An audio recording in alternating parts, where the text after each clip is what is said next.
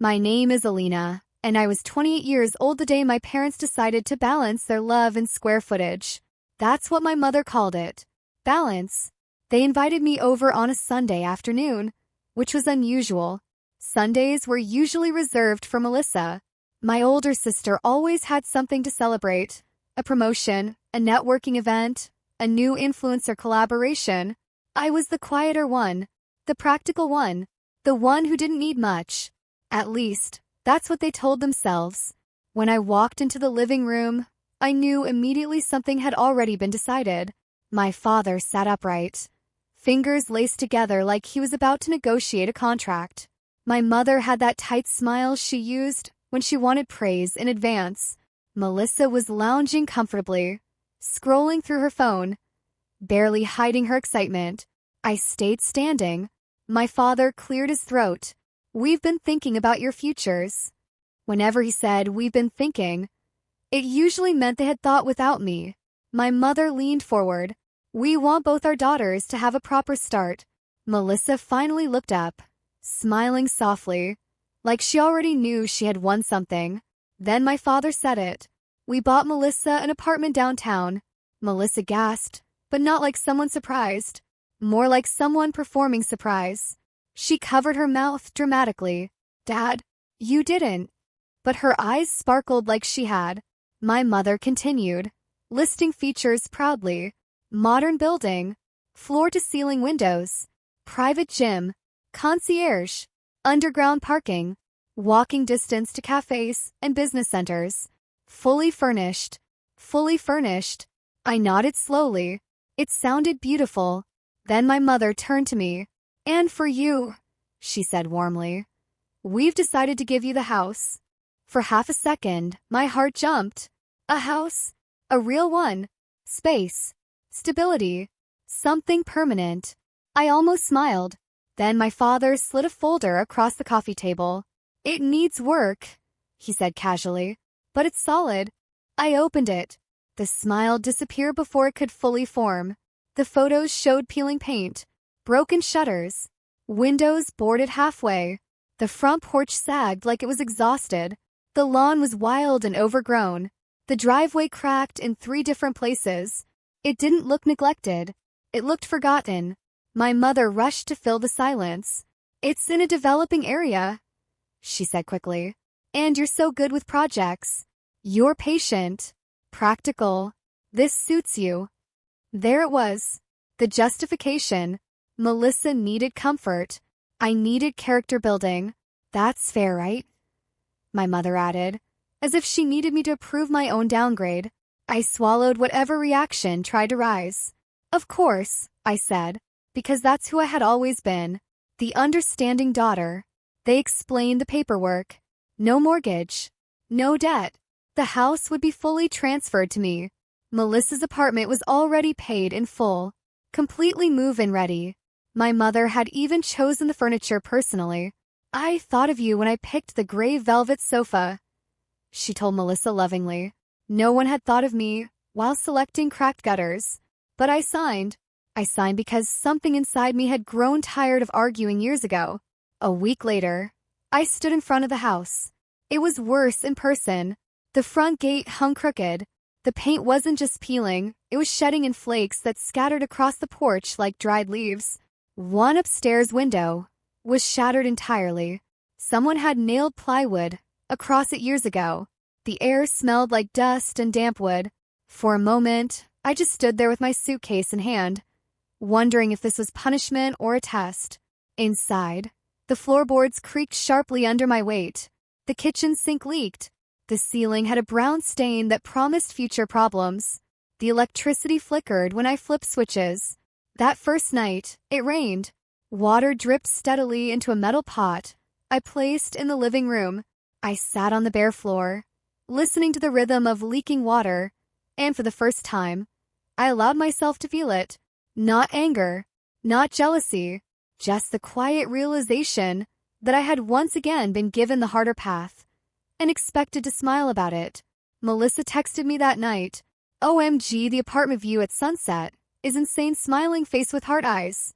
She attached 3 photos. Glass walls glowing orange, city skyline shimmering, her wine glass held delicately in front of the window. I looked around at cracked plaster and peeling paint. Then I turned my phone face down. The next morning, I woke up before sunrise. If this was mine, then it would become mine. Not because they believed in me, but because I refused to believe I was less. I didn't know it yet, but the house they dismissed as worthless wasn't the real gift. The real gift was something none of them had bothered to examine. Not the walls, not the roof, not even the structure. It was what the structure stood on.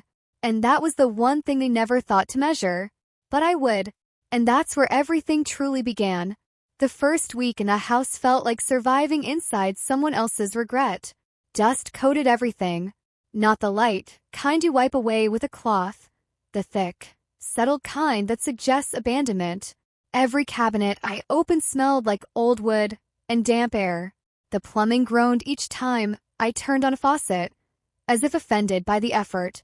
But it was mine. That word became my anchor. Mine. Melissa, meanwhile, had already hosted 2 small gatherings in her apartment. I saw the pictures online, curated smiles, wine glasses, captions about new beginnings. My mother commented heart emojis under every post. No one asked how my first week was going. I didn't expect them to. By day, I worked at my marketing job downtown. By night, I came home to what felt like a construction site, pretending to be a house. I changed into old clothes, tied my hair back, and started learning. You'd be surprised what desperation can teach you. I learned how to patch drywall, how to replace cracked tiles, how to seal window frames. I watched hours of tutorials, rewinding sections until I understood each step. My hands blistered, my shoulders ached constantly, but every small repair felt like reclaiming something. It wasn't just about fixing a house. It was about refusing the role they had assigned me.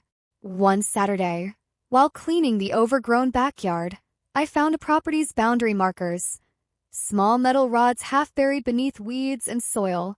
I didn't think much of it at first. I just cleared around them, making a mental note of how far the yard stretched. It stretched farther than I expected. Behind the house, beyond the broken fence line, was a wide patch of unused land. It was uneven, mostly dirt and wild grass, but it extended all the way toward the main road behind the block. I frowned. Most of the houses in this neighborhood had compact backyards. Mine didn't. That night, curiosity nudged me toward the folder my parents had given me months earlier.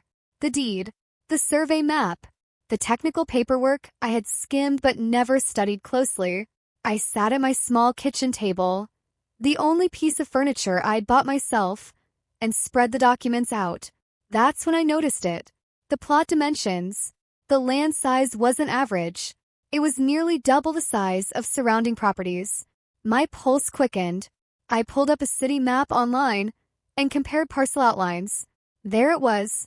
My lot stretched deeper than the rest, almost like it had once been intended for something else. A question surfaced quietly in my mind. Why would my parents forget to mention that? The next week, I visited the city records office during my lunch break. I told myself I was just being thorough, responsible, but something felt off. The clerk printed zoning information for my address. I expected standard residential classification. Instead, I saw something labeled mixed corridor expansion, pending review. I blinked. Excuse me. I asked carefully. What does that mean? The clerk glanced at the screen. That area's been under discussion for commercial corridor expansion. Road widening, small retail developments, maybe office spaces. It's not finalized, but investors have been monitoring properties there. Investors. Monitoring.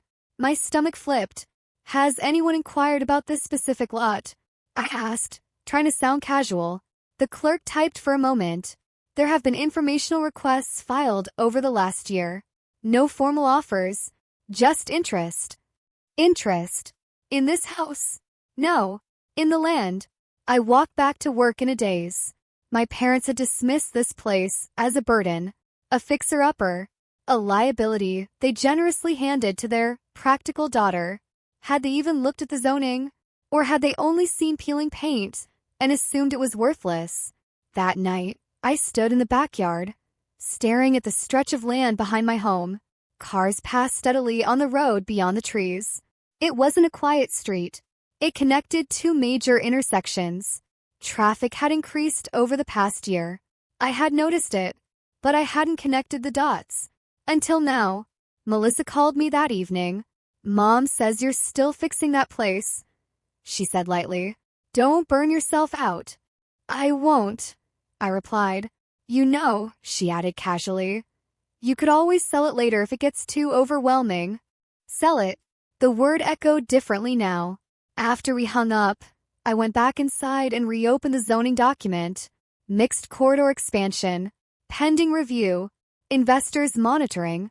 That night, I didn't sleep much. Not because the roof leaked, but because for the first time, I wasn't thinking about survival. I was thinking about possibility. Over the next month, I worked harder than ever. Not just to repair the house, but to bring everything up to safety code. Electrical updates, roof reinforcement, structural inspection. I documented everything. If this land had potential, I needed the structure to match it. And quietly, very quietly, I scheduled a consultation with a real estate attorney. Not to fight my parents, not to confront anyone, just to understand, what exactly did I own? And more importantly, what had they unknowingly given away? The attorney's office was small but immaculate. Glass desk, minimal decor, the kind of place that felt expensive without trying to prove it. I almost canceled the appointment twice. It felt dramatic, paranoid, even. Maybe I was overthinking everything. Maybe investor interest was normal. Maybe the zoning label meant nothing. But something inside me, the same instinct that had pushed me to read every page of the deed, wouldn't let it go. The attorney, Mr. Halpern, reviewed my documents quietly. He didn't react at first. He just read. Then he leaned back in his chair. "Did you know," he asked calmly, "that your parcel sits directly on the proposed access line for the new commercial corridor expansion?" I blinked. "I was told it's pending review." He gave a faint smile. "Pending public announcement. That's different." My heartbeat shifted. What does that mean? It means the city has already completed its preliminary infrastructure survey. Road widening is almost certain. Properties along that stretch will increase in value significantly once it's confirmed. I swallowed. How significantly? He gave me a number. Not a vague estimate. A projected range. The lowest number he mentioned was more than 3 times what Melissa's apartment had cost. My throat went dry. "And because your lot is double width," he continued, tapping the survey map. "Developers wouldn't need to negotiate with multiple homeowners. They could build small retail units or office fronts here, without complicated acquisitions." My mind replayed something my mother had said the day they gave it to me. "It's not worth much, but it's paid off." Not worth much. They never checked. Or worse, they didn't care to. "Has anyone contacted you directly?" Mr. Halpern asked. "No. They will." The certainty in his voice made my pulse race. We discussed legal positioning. He confirmed what I already suspected. The deed was clean, fully transferred, no conditional clauses, no parental override. The land was mine, completely. As I left his office, sunlight hit differently. The cracked sidewalks of my neighborhood didn't look neglected anymore. They looked transitional. I didn't tell my parents. I didn't tell Melissa. Instead, I worked. If developers were going to circle, I needed the property clean, compliant, and undeniably valuable. I replaced the broken fence entirely, cleared every inch of the back lot, installed proper drainage to prevent flooding claims. I wasn't renovating for comfort anymore. I was preparing for leverage. 3 weeks later, the first letter arrived. It was polite, professional, an inquiry from a commercial development firm asking if I considered discussing potential acquisition opportunities. I stared at the envelope for a long time before opening it. This wasn't theory anymore. This was real. I contacted Mr. Halpern immediately. He advised patience. "Don't appear eager," he said. "Interest grows when supply feels limited." So I waited. Meanwhile, Melissa's life sparkled online. She hosted rooftop yoga sessions, posted photos of catered brunches. My mother commented about how proud she was of her city girl. No one visited my house. No one asked about the backyard. Then came the city announcement. It wasn't dramatic. Just a scheduled public notice posted on the municipal website. Proposed commercial corridor expansion. Public review phase. My address was highlighted on the map. The same evening, my phone rang. Unknown number. I answered. Ms. Rivera? A confident male voice asked. This is Daniel from Horizon Urban Development. We'd like to formally discuss acquisition of your property. There it was. The moment shifted quietly but permanently. I agreed to a meeting. The offer he presented wasn't insulting. It was strategic. High enough to make most people say yes immediately. But not high enough. Mr. Halper negotiated aggressively. Traffic projections had increased. Commercial demand was rising faster than expected. The number climbed. Each revision felt surreal. Meanwhile, I kept repairing light fixtures and repainting trim, as if my life weren't about to pivot entirely. Then, almost on cue, my parents asked to visit. I want to see what you've done with the place. My mother said casually over the phone. Something in her tone felt different. Curious. Measured. I agreed. When they walked through the front door that Sunday, my mother stopped mid-step. The house didn't look abandoned anymore. Sunlight filtered through new windows. The floors gleamed. The walls were clean, warm, intentional. My father ran his hand along the kitchen counter I'd installed myself. You did all this, he asked quietly. Yes. Melissa arrived 15 minutes later. She looked around slowly. Her expression wasn't impressed. It was calculating. And that was when I knew. They had seen the announcement. They had looked at the map. They had finally noticed the land. My mother's smile tightened. This area is changing, she said carefully. Yes, I replied. My father cleared his throat. We should talk about something. I already knew what was coming. They hadn't checked the land before giving it to me. But now they had.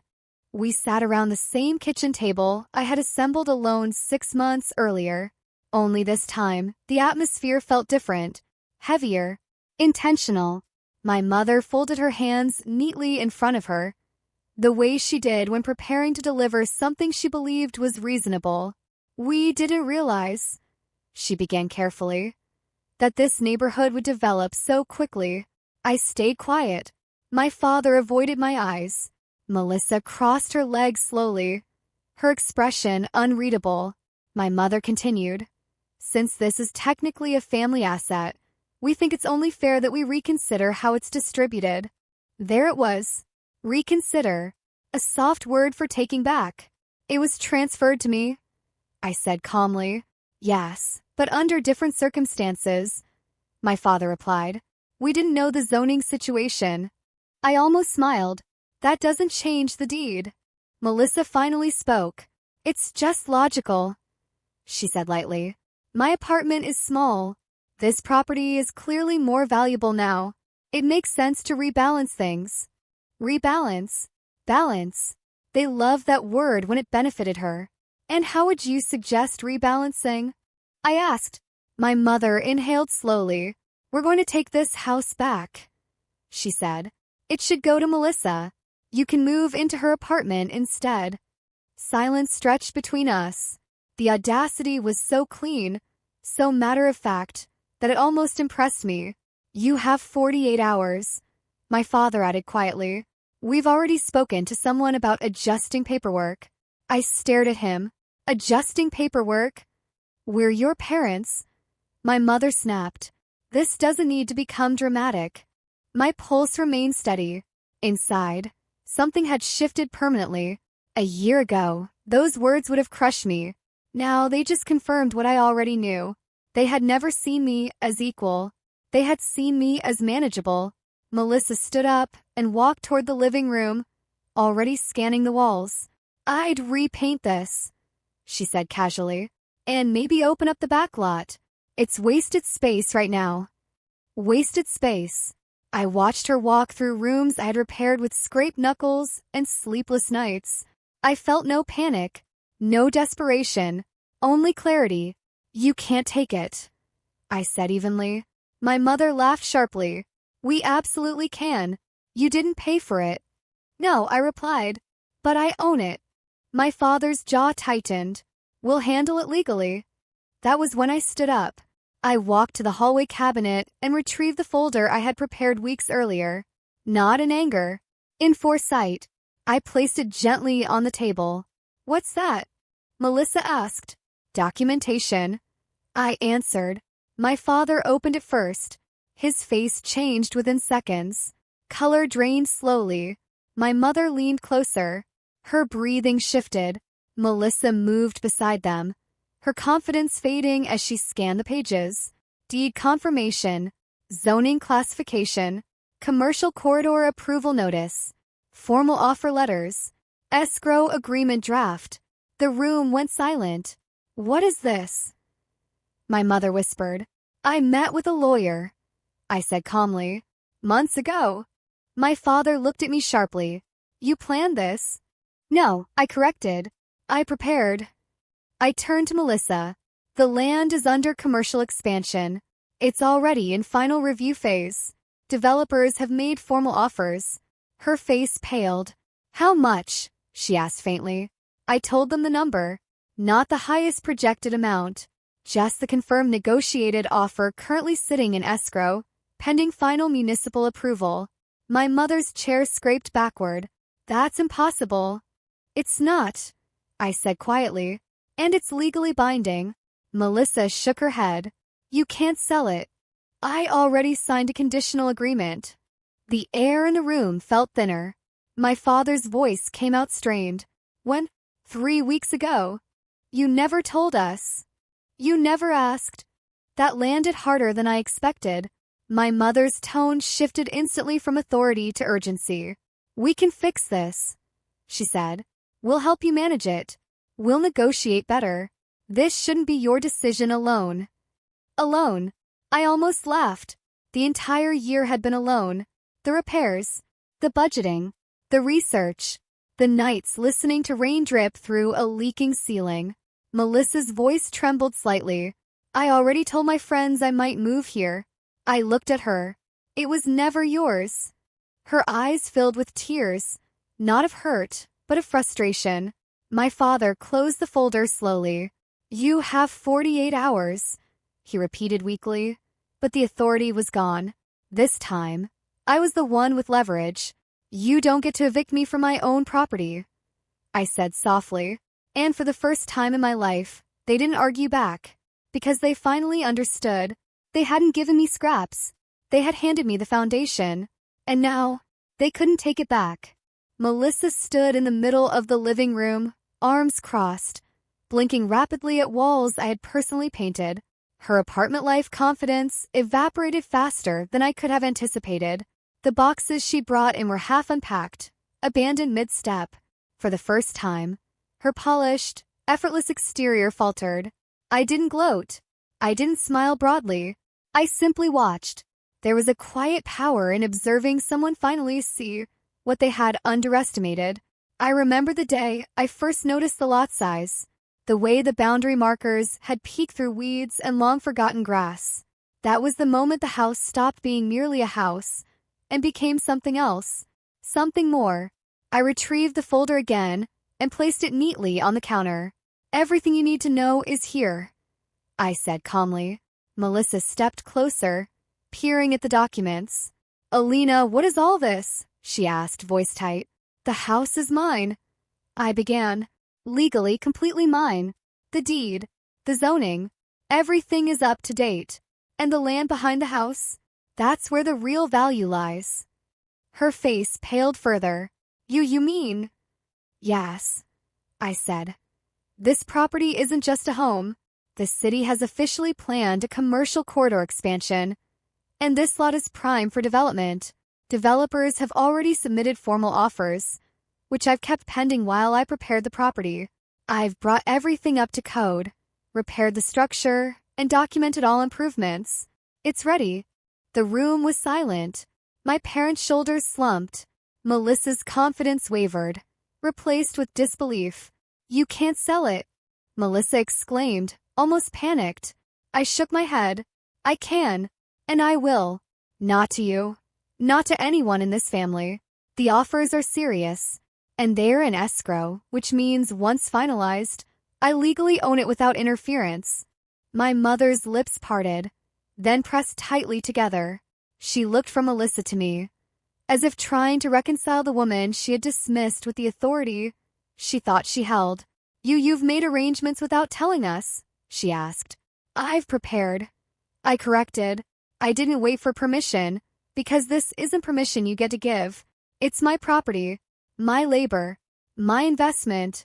You handed me what you thought was worthless. You never checked the details. You never considered the foundation beneath your assumptions. And now, it's mine to manage as I see fit." Melissa sank into one of the newly repaired chairs. She looked defeated, the kind of quiet that comes when entitlement finally meets reality. My father's voice was low, controlled, but desperate. "We didn't mean for it to get this far. We just assumed." "You assumed I'd accept scraps," I interrupted. "I didn't. I never do."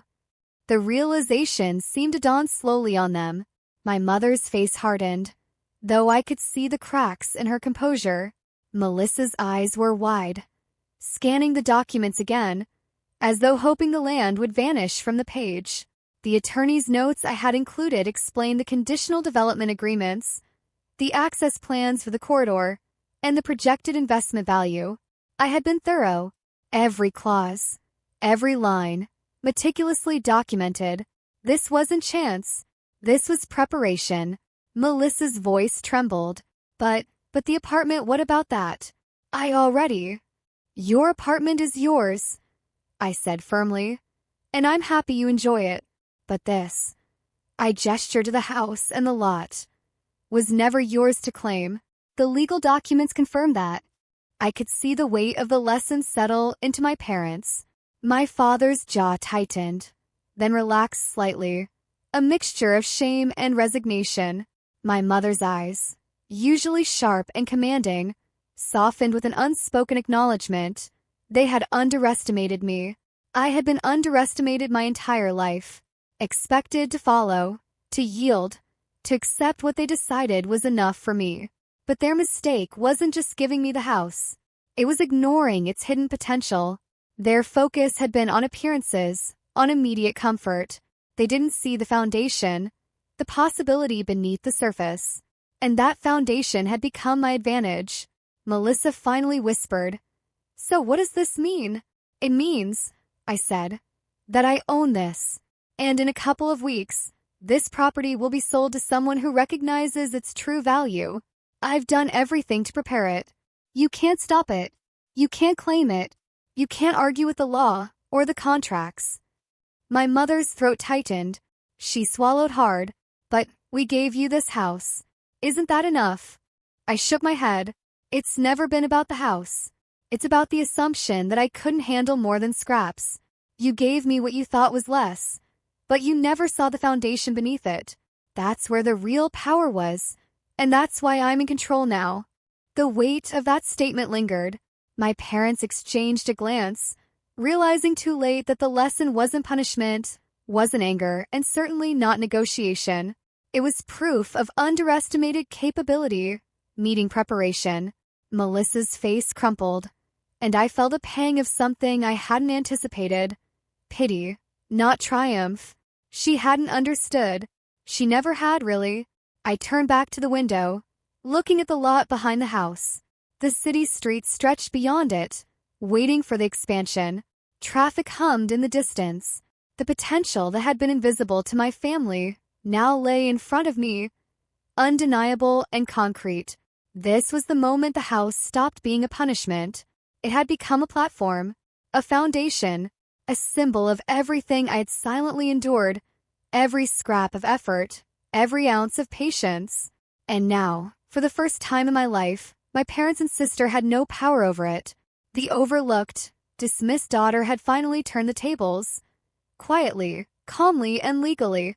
I smiled faintly. knowing the lesson was complete. Never underestimate the one who's underestimated. 2 weeks later, the developer arrived. Their team was professional, polite, and precise. The exact opposite of my parents' entitled chaos. Melissa didn't show up. I wasn't surprised. I imagined she spent the day scrolling through her phone, trying to imagine a world where she actually had claim to something she never earned. The house felt quiet, almost ceremonious. Every corner reflected months of hard work. The patched floors, the sunroom I'd built, the repaired roof that no longer leaked. The backyard, once overgrown and wild, now stretched clean and open, the perfect canvas for the commercial expansion to come. I watched the surveyors take notes, checking measurements I had memorized long ago. My parents arrived mid-morning, hesitant, as though entering enemy territory. My mother's face was pale, her lips pressed tightly together. My father looked fatigued, shoulders sagging under a weight of unspoken shame. They didn't know where to begin. The team opened the contract folder and laid out the final figures. Everything was in order. Escrow had been secured. The payment would be transferred within days. All that remained was the ceremonial handshake, which I politely declined. I didn't need theatrics to validate my victory. Melissa called later that evening. I didn't answer. She left a flurry of texts, some pleading, some angry, some incredulous. "This isn't fair," she wrote. "You didn't even consult us." I finally responded, calmly and simply. "It's never been about fair. It's been about preparation, patience, and understanding value where others overlook it." I spent that night walking through the house, one last time. Each room whispered memories. Long nights scraping paint, the first time I patched a leaking roof, the feeling of pride as the garden bloomed under my hands. I realized something. The house was never a punishment.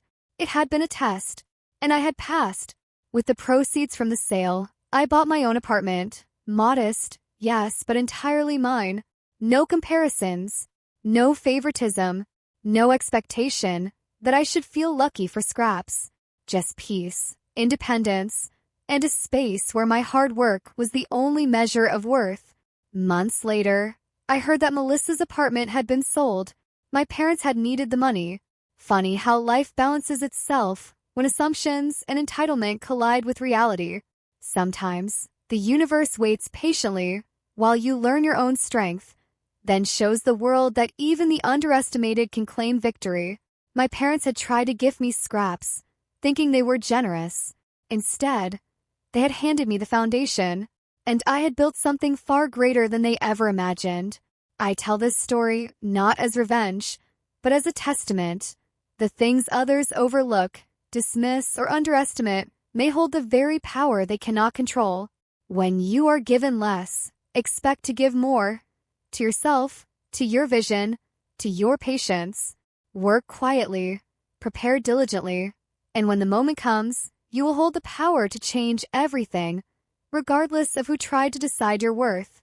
The house, the land, the sweat, and the patience were mine, and in keeping them, I discovered the one lesson they could never teach.